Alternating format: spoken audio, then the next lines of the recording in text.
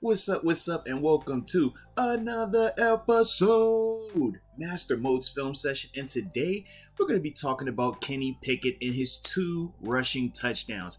I mean, when he came onto this field, obviously we could talk about the energy that was out there and how, the guys responded, but it's one thing to talk about it, it's another thing to actually look at it on camera and break it down, man. So that's what we are going to do. But before we go any further, make sure you like this vid and hit the subscribe button if you have not subscribed to this channel, and don't forget the notification bell so you don't miss out on this content, baby.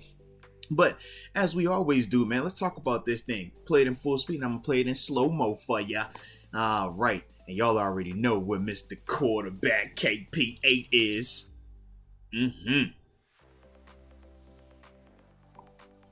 All right. So, man, when we're looking at this play, when you're talking about the goal line, when you're talking about having to punch this thing in, sometimes it's less about the mechanics, it's less about the optics of it, and it's more so about just having that desire, that competitive edge, saying, hey, you know what, man, I'm not going to be denied. And when you look at this play, man, it's a couple things I want to highlight up here, man. I'm going to play it from the sideline angle like we're seeing right here, and also the end zone copy as well to just show some other things. But the thing I like first off is this, man. Simple mechanics. If you're a quarterback getting this quarterback sneak, you want to stay low. Why do you want to stay low? Because these defenders are ready to hit you up top if you get too high, all right? So that's the first part of this thing, man. But as you see, he's taking some shots, man. He gets hit once or twice here, and when we go to the end zone copy, you'll see even more, so he does take a nice shot. But the thing that I like is this, man. Keeps his legs going. He does not stop. Gets some good help from Najee, Mason Cole. But then I love the reaction from the group. Let me rewind that back so you can see the reactions from the group, man. When you're talking about Pat, Dan, Moore, and company, nah, this is good right here. This is beautiful. But this is also that spark that we're talking about, man. Like I said, staying low, find a way to get in there. Find a way. Najee, get involved. Mason, get involved. Now from there, look at this. You got Pat leaping for joy for a Pitt guy, and it's a Penn Stater. Dan Moore, Derek Watt. I mean, all these dudes over here, man, you can see how they respond in this moment because they need that energy. They need to believe. And Kenny was giving them reason to believe. But I just love right here, especially from the end zone copy. Watch this, man. He's going to take a shot from CJ Mosley right here. But, dude, the toughness, the determination, that will to win, fully on display. I mean, right here, he stopped. Right there, he stopped.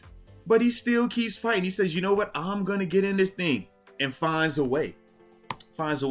But that is the beautiful part right there when you're talking about Kenny early on in this thing, man. Before he really got, comfortable out here. This was, like I said, really impressive though. Just finding a way to give this team a spark. Sometimes, like I said, it's not going to be pretty. Sometimes you're going to take some shots. But what are you going to do? Are you going to sit down and say, all right, man, they stopped me, it's over, turn the ball over? Nah, keep fighting. Find a way to get in that zone and inspire your team, baby. So I definitely love that right there. All right, now it's time to break down that second touchdown of the KP8 era. So let's do it, man. We'll play it in full speed. After that, I'll break it down. Y'all already know he's right here at the quarterback position.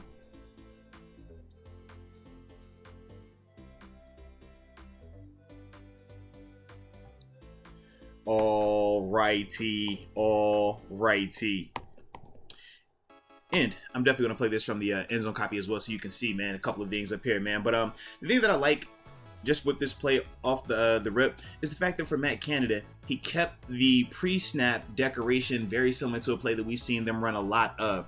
We've seen with this formation, this little toss or this flip play where they'll have the running back fake over here, Kenny would come this way, or it's been Mitch in the past, and then they'll do that little like shuffle pass to this tight end and allow him to go up there, right? So we've done that exclusively this season whenever we have this tight end coming back across the formation in these type of settings. We haven't seen a scenario where the quarterback has pulled it and treated it the way that we did right here. But I do like that design by Matt Canada because when you're keeping everything looking the same, as a defender, it's hard for us to tell a key. It's hard for us to say, well, percentage-wise, they run this play, they run this play, they run this play. Nah, now you're breaking the tendency. This is good. This is self-scouting. So I definitely wanted to highlight that part initially. But as we continue on with this play right here, obviously you get the low motion pre-snap. You're just trying to see where are they in man or zone. If this guy runs with them, it's man.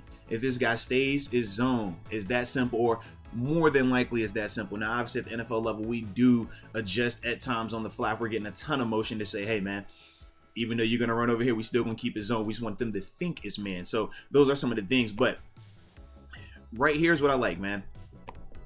So you get your fake, and you're trying to get a run pass option on the perimeter. All right, you want to see, can Kenny either beat these guys with his legs, or are one of these guys being Deontay Johnson over here to the outside, or Pat Fryman, where they're going to get open because one of these guys coming out of coverage to force Kenny Pickett to throw the ball. So that's what you're trying to get right here with this call. And the thing that I like is this, man.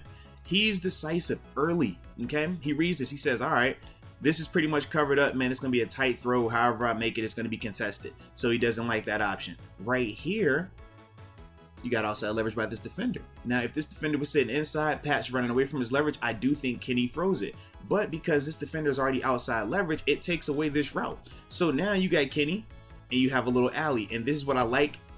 He decides right now, put a foot in the ground, make a play. Now, he's hit on the, 2-yard line, it looks like right here? All right. We ain't finishing, though. And that's like I said on CJ Mosley, who's a really good player in this league. But you see right there, man, his ability to, number one, read the play. Number two, go through his progression and mitigate the risk versus reward element. And then after that, just putting his foot in the ground and deciding that I'm going to make this play. But I really enjoyed this right here, man. Just him processing it, putting the foot in the ground, playing through the contact, get you a touchdown, man. I like that. And once again, man, I got my Pitt and Penn State guys cheering each other on, man. I can get used to this thing now, all right? But I definitely like that. Here it is from the tight, man, so you can just see some of the things that he is seeing directly, right? Because not everybody, in terms of on the field, it is not always as clear as it is from an all-22 angle like we just broke down right there. But right here, you can see, like I said, just from his vision. We'll call it kitty vision. So right now, his eyes are up. What is he reading? He sees outside leverage. He knows this is covered. Now, Pat can potentially audible off of this or adjust off of this, but who knows if that's been communicated pre-snap or anything like that if they practiced it. So you can't really hang your hat on that. And this is happening super fast. So as he sees this covered, what does he see right here? Daylight. Now, granted, he's on about the 9 when he made that decision. And like I said, he has 2 defenders. He has to beat them there. All right. They catch him. Cool.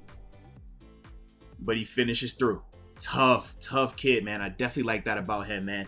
Like I said, man, it wasn't always perfect, but when you're talking about that pop, when you're talking about that desire that, hey, man, I'm not going to be denied, that's what you're getting right here when you put Kenny out there in those particular situations right here. And that's something that this offense and this team desperately needed. Now, as we go forward, we're going to need more of this productivity, more of this type of splash to, keep this team in the right direction and get them back in the winning column. But as a whole, man, let me know your thoughts on my man Kenny with his legs, man, showing off some of that toughness in the red zone. But either way, I appreciate you for tuning in. And until next time, baby, peace.